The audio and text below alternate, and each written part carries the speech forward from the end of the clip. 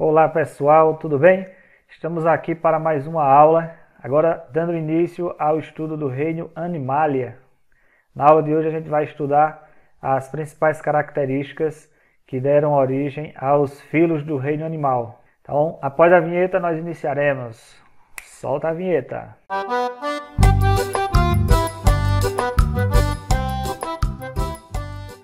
E é isso aí, galera. Então nós vamos dar início agora ao conteúdo Reino Animalia. Lembrando que o conteúdo de Reino Animalia, ele é bastante extenso. Nós vamos tentar ministrar as aulas por etapas. E a primeira aula, que é essa que a gente está ministrando agora, é exatamente sobre as características principais dos filos pertencentes ao Reino Animalia, aos principais filos do Reino Animalia que são estudados no ensino médio. Antes de mais nada, vamos falar um pouquinho sobre os cladogramas, o que venham a ser cladogramas. Bem, os cladogramas são representações geométricas para indicar a evolução dos seres. Esses seres podem ser animais, podem ser plantas, podem ser qualquer tipo de indivíduo que nós possamos representar desde o seu ancestral até os dias atuais. Então, para que nós possamos compreender melhor esse conteúdo, nós vamos mostrar para vocês aqui os principais elementos que compõem um cladograma. Tá joia? Então, aqui ao lado nós temos uma seta indicando o termo chamado de anagênese. Anagênese, na verdade, é o passar do tempo.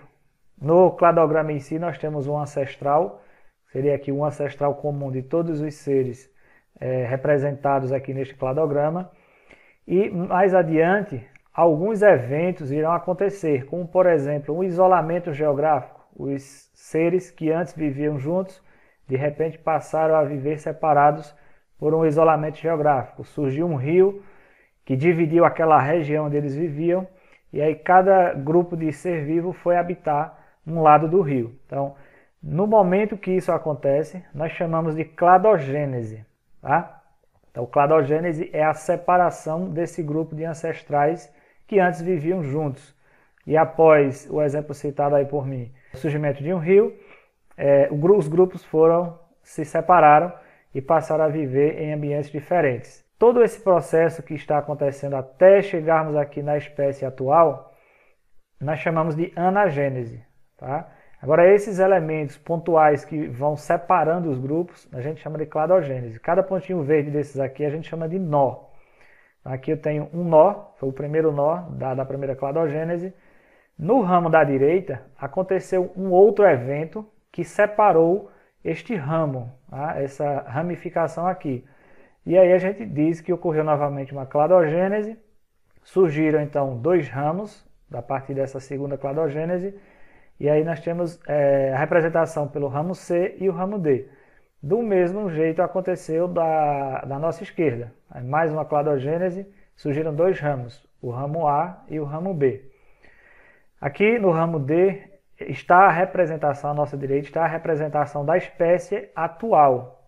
A espécie C é mais próxima, evolutivamente falando, da espécie D do que, por exemplo, a espécie B. A espécie B está mais distante na evolução da espécie D. Okay? Então isso aqui é uma representação esquemática de um cladograma, e eu vou utilizar esse cladograma, não esse, mas um outro, para vocês compreenderem melhor as características evolutivas que deram origem aos grupos de animais, aos filos de animais que a gente vai estudar nas aulas de Reino Animalia. Bom, para início, nós vamos falar sobre uma hipótese conhecida como hipótese filogenética. A partir de um ancestral comum, ou seja, de um animal, de um ser vivo que deu origem aos animais, que para os pesquisadores da área foi um protista, né? Então acredita-se que os animais surgiram a partir de um protista, e este protista ele era flagelado. Esse protista ele ganhou algumas características que permitiram fazer com que ele evoluísse. E são essas características, desde o ancestral comum até os atuais, os mamíferos, que a gente vai estudar na aula de hoje. Certo? Então a gente vai construir um cladograma falando dessas características. Então, o primeiro fator que surgiu aqui no ancestral comum dos animais foi a multicelularidade. Esses seres vivos, no caso aí os protistas, passaram a ser formados por várias células, coisa que até então não eram apenas unicelulares. Então, aqui foi um ganho evolutivo. O segundo ganho evolutivo foi o desenvolvimento embrionário. Eles passaram a ter 2 estágios do desenvolvimento embrionário que nós conhecemos atualmente dentro do grupo dos animais evoluídos, que é a mórula e a blástula. Agora a gente vai dar uma olhadinha como é que esse desenvolvimento embrionário de mórula e blástula se apresenta. Né? Então, primeiro a gente tem um ovo, certo? Esse ovo vai sofrer várias divisões celulares, várias mitoses. Lembrando que esse ovo aqui já foi fecundado, tá? já é um óvulo fecundado, e ele começa a sofrer divisões celulares. Após, se vocês observarem aqui a próxima figurinha, nós chamamos de mórula, que é o primeiro estágio do desenvolvimento embrionário, a mórula tem o mesmo tamanho do ovo. O que ocorreu aqui foram segmentações. Cada segmento desses aqui, né, que nós aparentemente aqui parece com uma nova célula, e será, tá? Mas o importante é vocês saberem que a mórula ainda tem o mesmo tamanho que a célula ovo. Então, depois de várias divisões, que são segmentações, surge então uma estrutura chamada de mórula.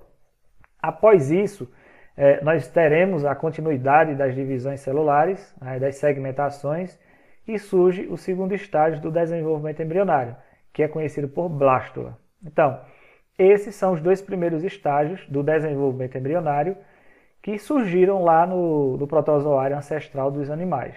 Se nós pegarmos uma blástula e cortarmos ela ao meio, nós observaremos essa estrutura aqui. Para ficar mais fácil, mais claro para vocês, imagine que a mórula é como se fosse uma bola de gude. Ela é toda maciça, ela é toda preenchida no seu interior por células. Enquanto que a blástula é como se fosse uma bola de futebol, ela é oca no meio. Então, se nós dermos um corte transversal nessa blástula, nós vamos ter a visão desta imagem aqui à direita. Tá?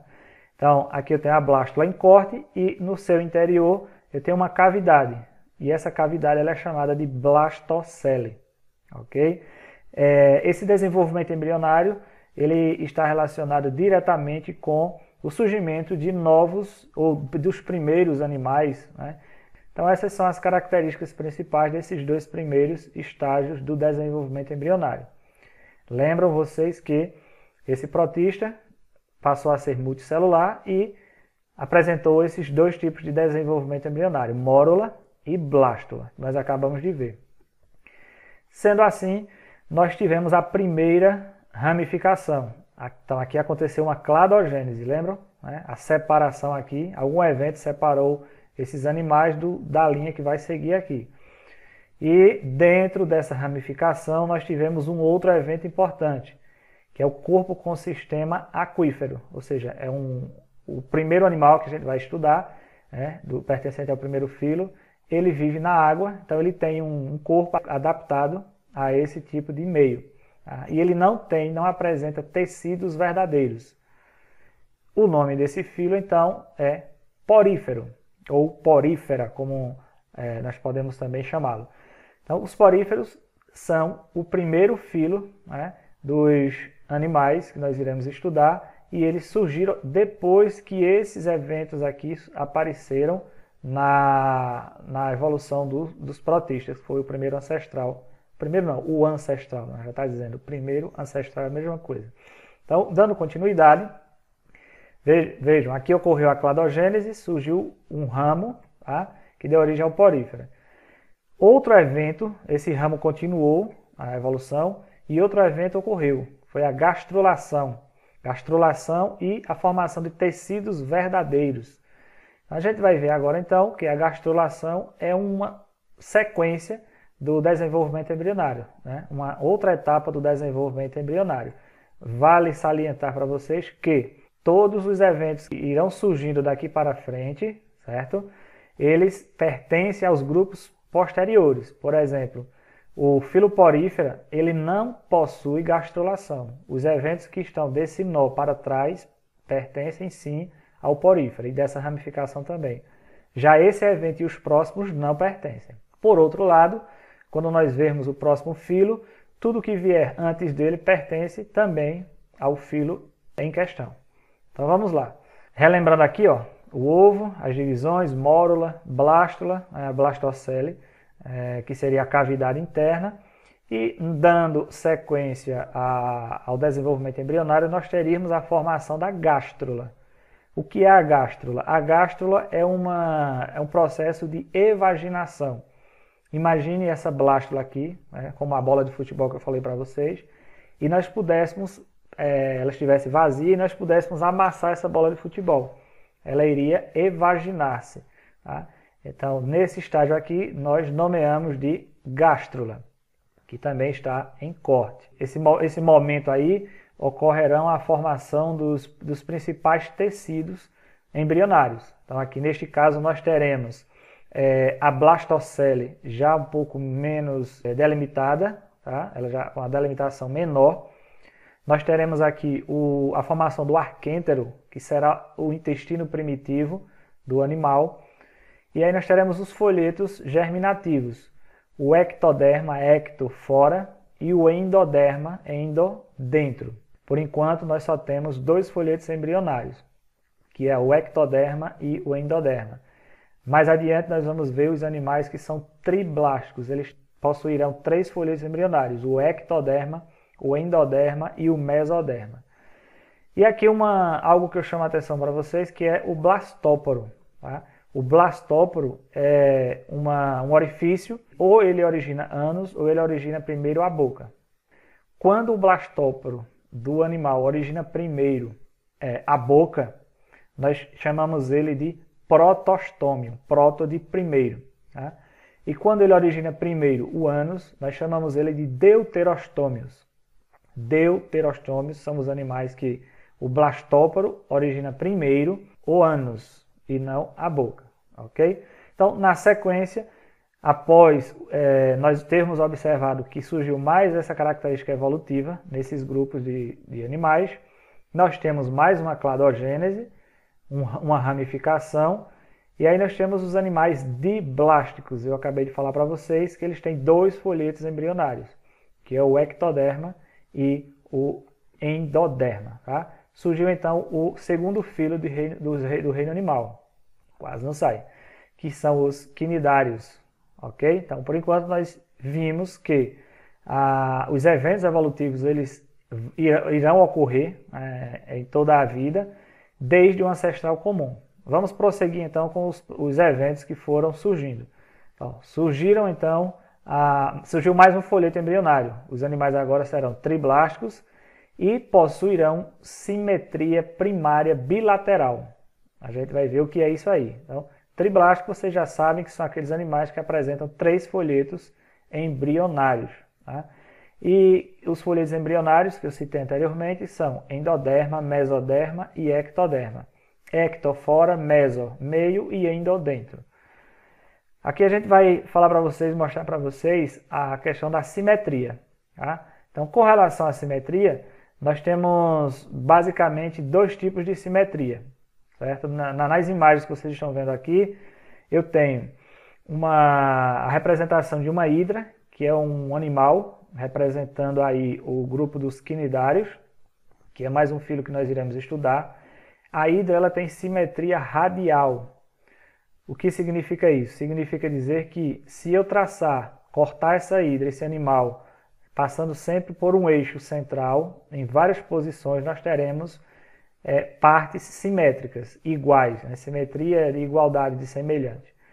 Neste caso aqui, a simetria ela é bilateral. Essa lagosta, né, representando aqui os artrópodes, ela só existe um corte, que eu centralizo ele por esta linha, tá? E só existe um corte, uma forma de cortar ela, dividir ela ao meio, para que eu tenha simetria. Então, a gente chama isso de simetria bilateral.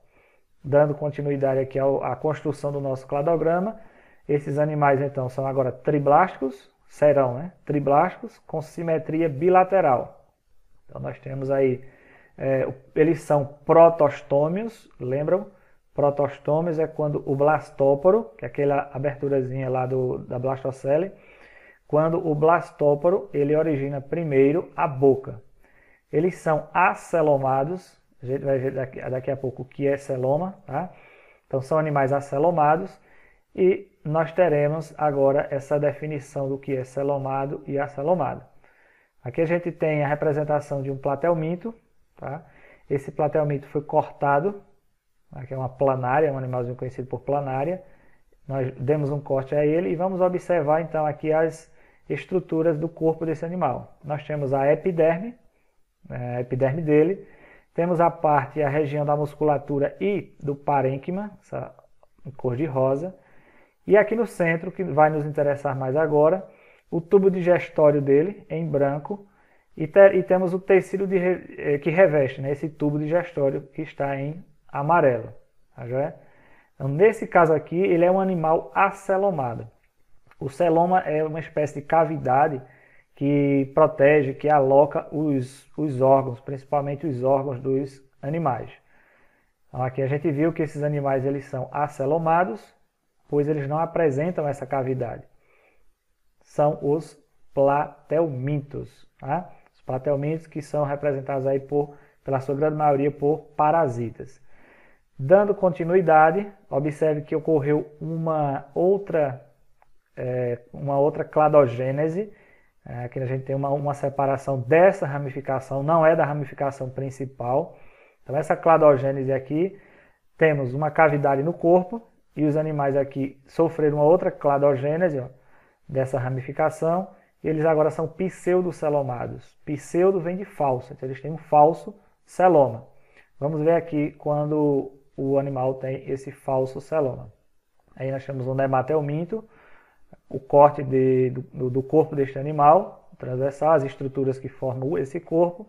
Mais uma vez, a epiderme, como nós temos aqui também no acelomado, a musculatura dele em rosa, tá? Tecido que reveste o tubo digestório em amarelo e o tubo digestório. Mas observem que, representando essa estrutura, já temos a presença aqui de uma falsa cavidade. Daí esses animais serem classificados como pseudocelomados. Tá? Então essa cavidade aqui é um falso celoma, uma falsa cavidade. A gente chama eles então de animais pseudocelomados. Tá? Isso aqui se refere à organização interna do corpo desses seres. Vamos observar então agora o surgimento do próximo filo animal, que são os nematelmintos ou os nematodas. Tá? Ainda na evolução desses seres, nós vamos ver aqui, essas ramificações vão crescendo, né, por anagênese, o tempo vai passando. E aí nós temos agora os enterocelomados, tá? E dessa ramificação aqui outra cladogênese aconteceu e temos os esquizocelomados. Na sequência a gente vai observar agora os animais que têm um celoma verdadeiro. Quem não tem celoma é acelomado, A de negação. Quem tem um falso celoma é pseudo-celomado, pseudo de falso. E agora a gente vai ver o corpo de um animal celomado, como é que ele se apresenta. Temos aqui um anelídeo, né, uma minhoca, o corte do corpo desse anelídeo e as principais estruturas. Nós temos aqui o tubo digestório em branco, em amarelo o tecido derivado do endoderma, que vai revestir o tubo digestório. Temos o mesentério, tá? E os tecidos derivados do mesoderma. Neste caso aqui nós também podemos observar o tecido derivado do ectoderma. Tá? Então nós temos ectoderma, endoderma e mesoderma formando tecidos. Esses animais eles têm uma cavidade verdadeira, a cavidade de celoma, que seria essa representada aqui meio que na cor amarelo, marrom, e eu classifico então eles como sendo animais, quanto à organização interna do corpo, como sendo animais celomados. E aí nós temos o surgimento dos moluscos, tá? Dentro desse ramo, ainda partindo desse ramo aqui, tá? Outra cladogênese, vem a metameria. Metameria nada mais é do que o animal apresentar seu corpo dividido, né? Particionado, vamos dizer assim. E dessa metameria surgem os anelídeos. Né? Os anelídeos, como as minhocas, por exemplo, apresentam o corpo formado por anéis. Então, esses anéis, essa segmentação, nós chamamos aí de metameria. Dando continuidade, uma outra cladogênese ocorreu aqui. Surgem então animais, uma característica evolutiva, que é o esqueleto quitinoso, ou seja, são animais que apresentam um exoesqueleto, um exo de fora, externo. São os artrópodes, cujo esqueleto é externo e é formado de quitina, que é um açúcar, um polissacarídeo. Ainda no ramo principal aqui, ó, teremos agora uma nova cladogênese, uma nova separação. Simetria secundária, parental, surgem então os equinodermas, a estrela do mar é um dos representantes dos equinodermas. Depois nós temos metameria novamente, surgimento da notocorda, tá? E os cordados. Então, essa hipótese filogenética da evolução dos animais e dos principais filos que nós iremos estudar dentro do reino Animalia, ok? Então é isso aí, aproveitem as dicas e na próxima aula nós iremos dar continuidade ao estudo dos animais, falando sobre os filos, as características, as principais características de cada filo que nós acabamos de compreender como que eles surgiram evolutivamente falando. Siga-nos aí nas redes sociais, tá já? Obrigado e até a próxima.